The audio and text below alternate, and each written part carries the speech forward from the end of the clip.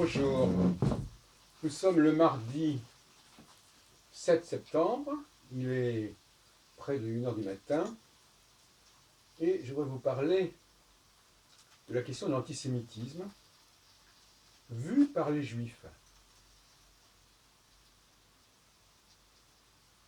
J'ai eu récemment, tout à l'heure, en fait, une discussion avec quelques juifs, un peu par hasard, comme ça, dans un café, et je leur ai dit, je leur ai parlé des protocoles des sages de Sion, et je leur ai dit que les protocoles des sages de Sion, c'était un récit, c'est une mise en scène d'un discours juif sur les chrétiens.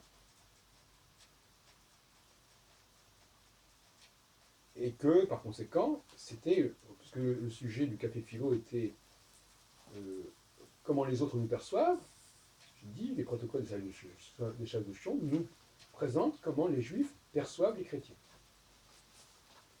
Alors, on m'a répliqué deux choses. On m'a répliqué, d'une part, que les protocoles des sages de Sion étaient un faux, ce qui n'était pas le problème, en fait, parce que c'était, en fin de compte, d'une certaine forme, c'était un débat sur l'imaginaire. Comment on pouvait imaginer, c'est un peu comme Montesquieu qui écrit Les Persans, comment on imagine que les autres nous perçoivent. Mais par la suite, j'ai dit que les protocoles de sages de Sion, en réalité, reprenaient en grande partie les arguments antichrétiens du Talmud, et qu'ils se présentaient comme une sorte de néo-Talmud, hostile aux chrétiens, comme l'était le Talmud originel. Et donc, par conséquent, si les protocoles de sages de Sion sont un faux, ils ne font que transposer un phénomène qui a bel et bien existé. Il faut savoir que les Juifs se sont prononcés des propos assez désobligeants sur les chrétiens. Et pourquoi pas? Alors, quelqu'un a dit, mais c'est pas possible. C'est pas possible parce que le Talmud a été écrit euh, avant le christianisme. Donc, puisque le Talmud a été écrit avant le christianisme, il ne pouvait pas y avoir de texte contre les chrétiens. Sauf à admettre, comme la personne le dira par la suite, sauf à admettre qu'on a inclus dans le Talmud des commentaires plus tardifs. Et moi, j'ai répété, j'ai persisté en disant non, non, il ne s'agit pas des commentaires du Xe siècle ou du XVe siècle qui auraient été faits sur le Talmud et qui ne seraient en aucune façon être considérés comme faisant partie du Talmud. Mais ça, on peut jouer sur les mots.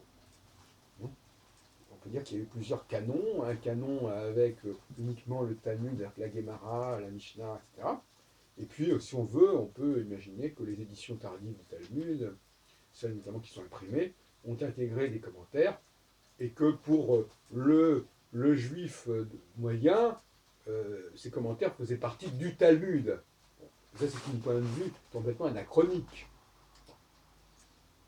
Alors, à ce moment-là, mon interlocuteur me dit oh, mais de toute façon, vous savez, les, les, les livres du Talmud, on connaît leurs noms, et il n'y en a aucun qui nous parle des chrétiens.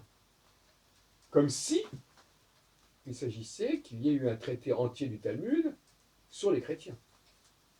Il s'agit de réflexions, d'observations qui ont pu être faites dans le cadre de débats, mais qui ne se constituent absolument pas la matière d'un seul livre, d'un livre entier. Et